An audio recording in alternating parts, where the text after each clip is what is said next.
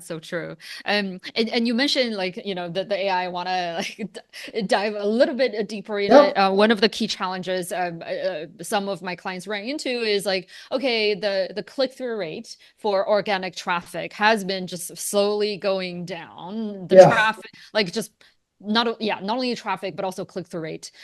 So how can companies face the challenge of, oh, well, a lot of people are not clicking on, Yeah. Google link anymore.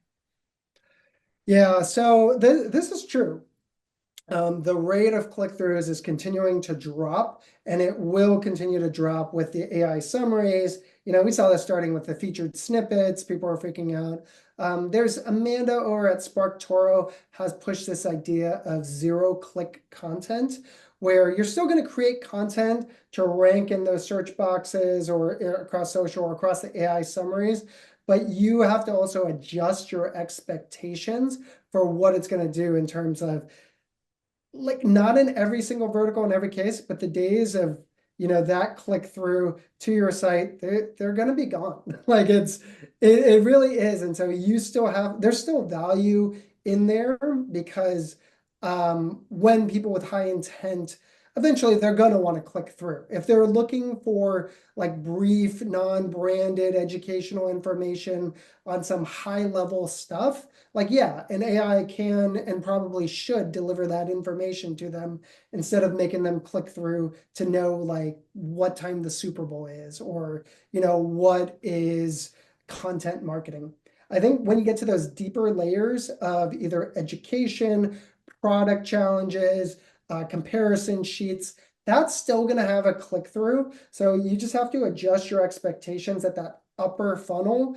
Know that some of your content strategy is going to go towards that zero click world that you won't be able to attribute, and then still double down on that like mid funnel, bottom funnel, delivering more value and content, and making sure that you can distribute those across your other channels, particularly your own channels, so that you can bypass some of the algorithms on there. But it's just a different world, unfortunately, moving forward. SEO is still going to be very powerful, particularly for branded. Like, your branded terms are still gonna, I hope, still gonna be that number one result, and they're still gonna want to click through. But Google wants to take as much time and attention and margin as they can, and that is just something you're gonna have to expect and build into your expectations moving forward. Um, are there any tactics you would deploy to optimize for, being part of that AI summary source, or being in, the chat GPT result where it's like showing the source?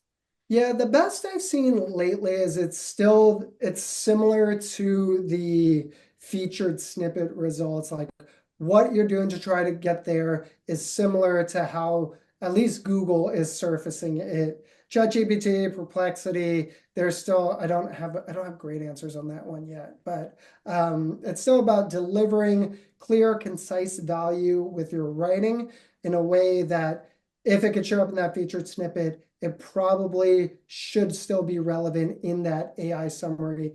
I think there also is going to be there's already some industry pushback, and they'll get better at, they already provide a little bit of the citations on there. But for now, that's the best advice I have. And I'm still continuing to work on it like every day, to be honest. Yeah.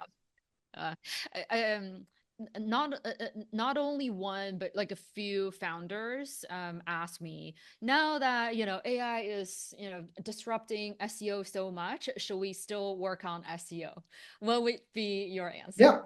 Well, I'd say yes, particularly for your branded search terms.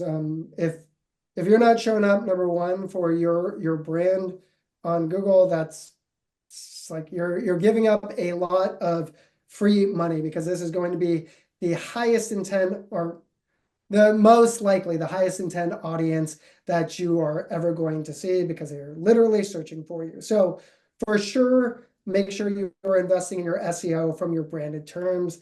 I'll do all the simple stuff, or not simple, but the foundational stuff. Make sure your title tags, your meta tags, your website is properly is properly adjusted to Google page speed, make sure you're doing all of the technical stuff that you need to do to make sure that they want to rank your site. And that is also going to be this catch-all net for all of the activity you're doing. If you run a TV ad or a connected TV ad, or even in person, just networking, word of mouth, a lot of that's still going to filter through to Google, and you want to be at that top one. So that, I think, is very clearly still going to be resonant, still going to deliver business value today, tomorrow, 5 years from now. Now, when you're talking about the old inbound marketing, non-branded keywords, creating text for that to map to that and push down, I think a lot of that's going to go away. And I think the part that's going away is the low value.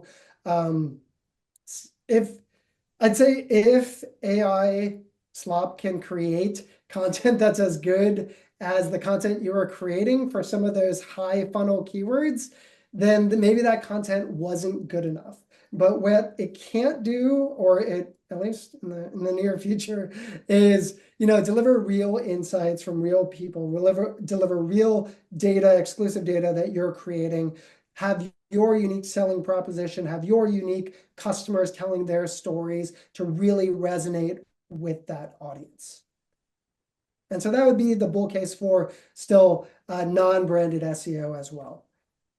And it's not going away tomorrow too. There's still going to be a lot of value to be had over the next couple of years, from like an organic traffic perspective, from a lead gen perspective on that.